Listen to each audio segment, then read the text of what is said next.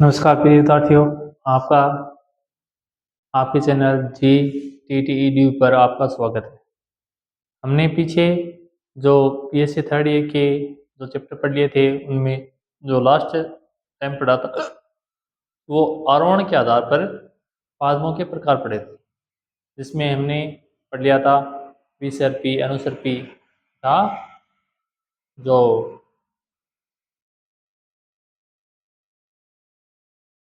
मूल आरोही पढ़ लिया था हमने, यानी जिसमें अपस्थानिक जगह होती हैं वो दूसरे पादप को लिपेट कर ऊपर चढ़ जाते हैं, उसे मूल आरोही पादप कहते हैं। ऐसे पादप हैं जो थोड़े और बच गए हैं, ठीक है ना, जिसमें हमने आरोहण के आधार पर और पढ़ना है, जिसमें हमें पढ़ना है। उसके बाद में पढ़ेंगे हम पर्ण आरोही। क्या पढ़ेंगे? पर्ण आरोही पादप।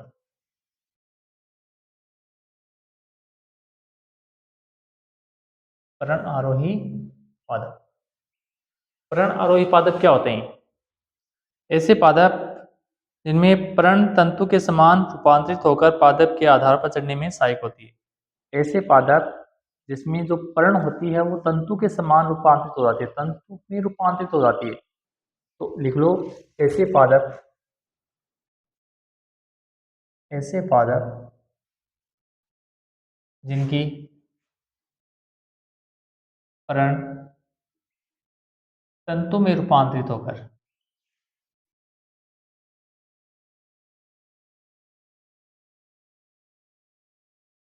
रूपांतरित होकर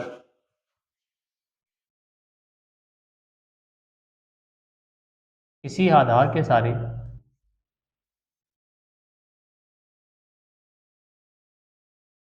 आधार के सहारे ऊपर चढ़ जाते हैं,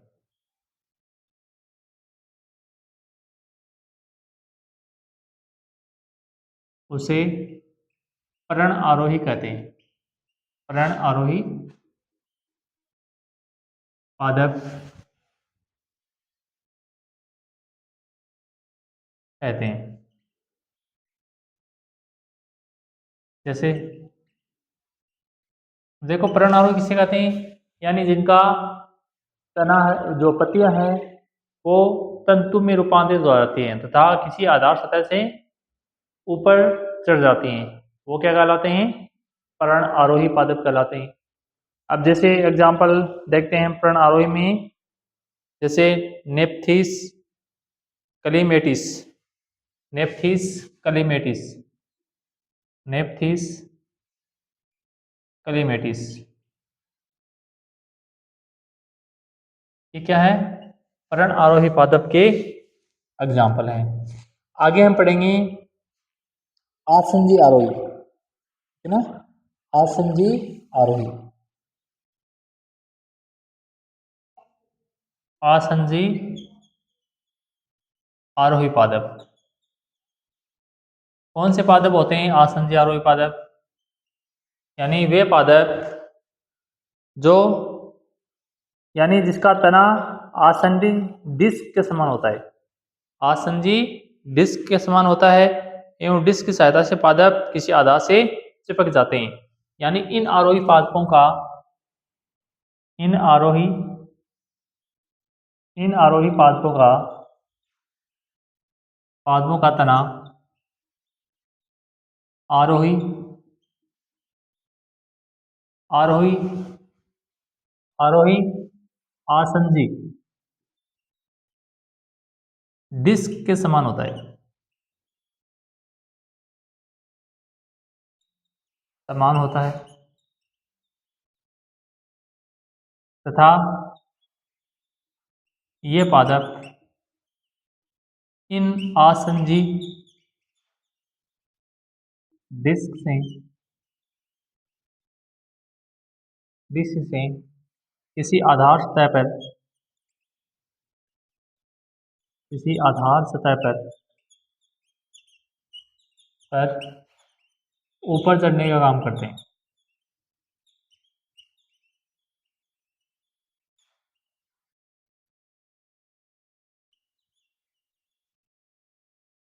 इन्हें आसंजी आरोही पादप कहते हैं। आसंजी आरोही पादप कहते हैं।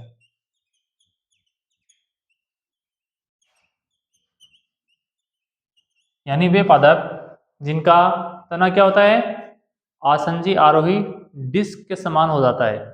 और यह तना, ये जो आसंजी डिस्क होती है, ये क्या होती है, किसी आधार से उस तने को ऊपर चढ़ने में उसकी सहायता करती है, उस पादप को ऊपर चढ़ने में उसकी सहायता करती है। तो ऐसे तने वाले पादप आसंजी आरोही कहलाते हैं। ऐसे तने वाले पादप क्या कहलाते हैं, आसंजी आरोही कहलाते हैं। ठीक है ना। एग्जाम्पल के रूप में हम देखते हैं तो एम्फेलोपिसिस बेची। एग्जाम्पल एम्फे एम्फेलोपिस एम्फेलोपिस बेची, ये इसका एग्जाम्पल है। ठीक है ना। इसका स्क्रीनशॉट लो, उसके बाद में कुछ और तनों के प्रकार के बारे में पढ़ते हैं।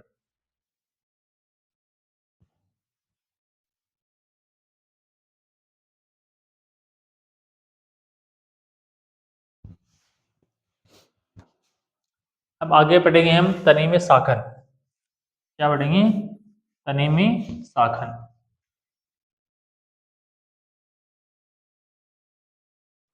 यानी शाखाओं की उत्पत्ति कहाँ से होती है। तने में शाखन। अगला हेडिंग है तने में शाखन। तने में शाखन देखो, तने में शाखन के आधार पर,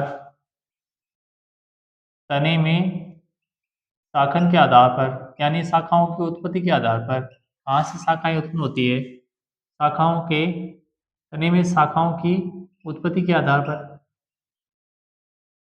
या शाखन के आधार पर पौधों को तीन भागों में विभाजित करते हैं। तीन भागों में विभाजित करते हैं।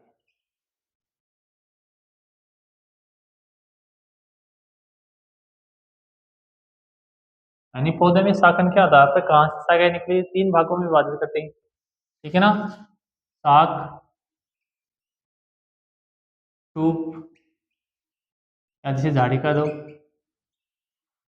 और वृक्ष।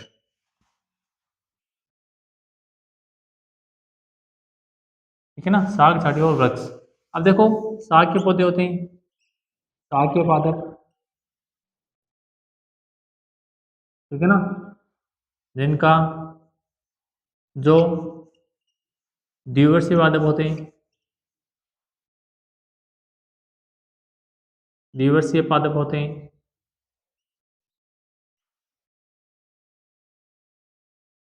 जिनमें जिनमें तना बहुत कोमल व काष्ठ नहीं होता है।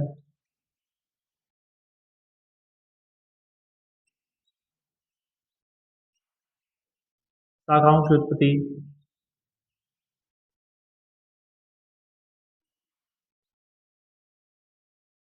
उत्पत्ति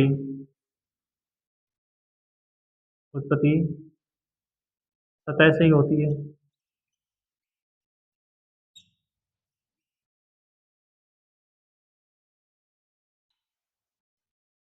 तथा सूक्ष्म व वृक्ष के तने काष्ठीय काष्ठीय व बहुवर्षीय होते हैं, बहुवर्षीय होते हैं। ये तो हो गया देखो तने में शाखन के आधार पर पौधों के कुछ प्रकार हैं, जैसे शाख, झाड़ी और वृक्ष। ठीक है ना। अब इसमें इनके शाखन के आधार पर, यानी शाखित तना दो प्रकार का होता है। शाखित तना दो प्रकार का होता है। तो शाखित तना होता है, शाखित तना दो प्रकार का होता है।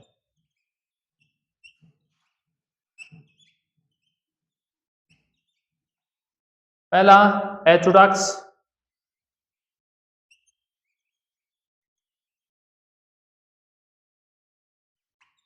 और दूसरा लिनाक्स। पहला एचोडॉक्स और दूसरा लिनाक्स। अब देखो, एचोडॉक्स पादप क्या होते हैं? इनमें मुख्य तना होता है वो नीचे से ऊपर की ओर धीरे धीरे पतला होता जाता है। पहले एचोडॉक्स में लिखो, एचोडॉक्स, इसमें मुख्य तना, मुख्य तना नीचे से ऊपर की ओर धीरे धीरे पतला होता जाता है।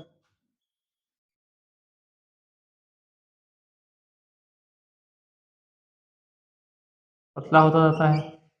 इसमें क्या होता है, जो तना होता है वो नीचे से चौड़ा होता है तथा धीरे धीरे ऊपर से पतला होता जाता है। उसके बाद में जो एर्थोडॉक्स पादप होते हैं उनमें शाखाएं, अनेक शाखाएं निकलती हैं। इसमें मुख्य शाखाएं होती हैं, ठीक है ना। एक साथ अनेक शाखाएं निकलती हैं जो इसकी मुख्य शाखाएं होती हैं। और इसमें शाखाएं निकलती हैं ना जो, वो छोटी और पतली होती हैं। शाखाएं चारों ओर से निकलती हैं तथा छोटी और पतली होती हैं। शाखाएं चारों ओर से निकलती हैं, चारों ओर से निकलती हैं तथा पतली एवं तथा निकलती हैं तथा शाखाएं, शाखाएं पतली होती हैं,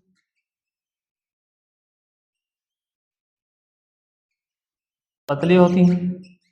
और देखो, जो एचोडॉक्स पादप हैं उनमें क्या पाया जाता है, शाखाएं पतली होती हैं तथा नीचे वाली शाखाएं अधिक मोटी तथा ऊपर वाली शाखाएं धीरे धीरे छोटी होती जाती हैं। नीचे वाली शाखाएं, नीचे वाली शाखाएं, शाखाएं अधिक मोटी होती हैं तथा ऊपर की शाखाएं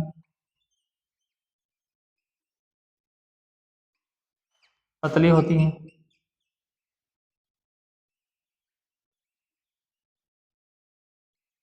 पतली होती है, अर्थात इनका जो पादप का आकार होता है वो शंकु का आकार का हो जाता है, ठीक है ना। इनका पादप क्या होता है, शंकु जैसा प्रतीत होता है।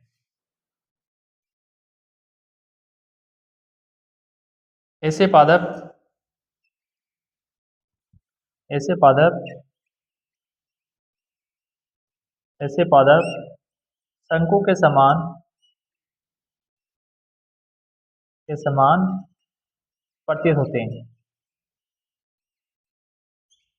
कैसे प्रतीत होते हैं, शंकु के समान। ऐसे पादप क्या होते हैं, शंकु के समान प्रतीत होते हैं। यानी वे पादप एचोडॉक्स पादप वे पादप होते हैं जिसमें क्या होता है, तना पहले नीचे से मोटा होता है, ऊपर से धीरे धीरे पतला होता जाता है। ऐसे इसमें शाखाएं होती हैं। शाखाएं नीचे से तो क्या होती हैं, तो क्या होती हैं, लंबी भी होती हैं तथा मोटी भी होती है। धीरे धीरे इनका आकार बढ़ता जाता है। यानी जैसे पादप होता है उसमें क्या होता है, ऊपर से शाखाएं धीरे धीरे ऐसे होती हैं, शंकु के आकार की हो जाती हैं। कैसे हो जाती हैं, शंकु के आकार की, ठीक है ना। तो ऐसे पादप की जो शेप है वो हो जाती है ना। तो ये है एर्थोडॉक्स पादप। और लिनाक्स पादप हम अगले जो क्लास करेंगे उसमें पढ़ लेंगे, ठीक है ना। तो ये हुई आपकी शाखाओं की उत्पत्ति के आधार पर पादपों के प्रकार। कौन कौन से, एक तो लिनाक्स पादप, एक एर्थोडॉक्स पादप। लिनाक्स पादप, एर्थोडॉक्स पादप आज हमने पढ़ लिया है और लिनाक्स पादप अगले सेशन में हम पढ़ लेंगे, ठीक।